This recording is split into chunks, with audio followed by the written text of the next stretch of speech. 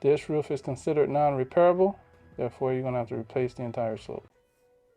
We're going to go over the process of how to do a brittle test. When performing a brittle test, you want to make sure that you're performing the brittle test on a slope that has been identified as damaged.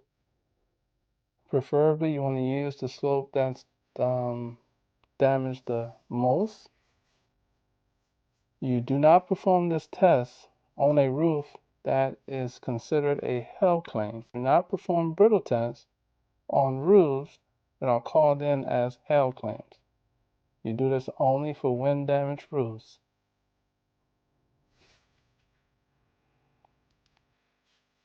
Preferably, you want to use the same shingle that you have used for your shingle gauge test.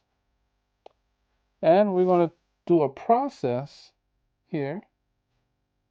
We're going to mark the shingle, number one, and we're going to go ahead and take a photo because this test is a three-step process.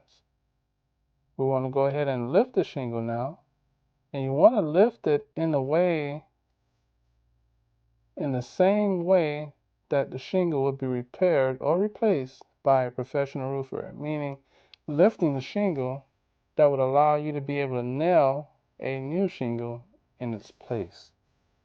And that's going to be more than a 45-degree angle. And it has to be lifted this way because when they're performing a repair on this roof, they have to be able to nail the repaired shingle. Using a hammer, meaning the above shingle would have to be cleared to be able to nail a new shingle to the roof. And you're going to mark it, number two, and take your photo. Should be the second photo in your brittle test. If in the process that there is a crease that appears on the shingle that was lifted, you're going to mark it number three, and you're going to write the words failed. And you're going to take your third photo of the brittleness test. And you're going to take photos of the crease that has been developed due to the test. This roof is considered non-repairable, therefore you're going to have to replace the entire slope.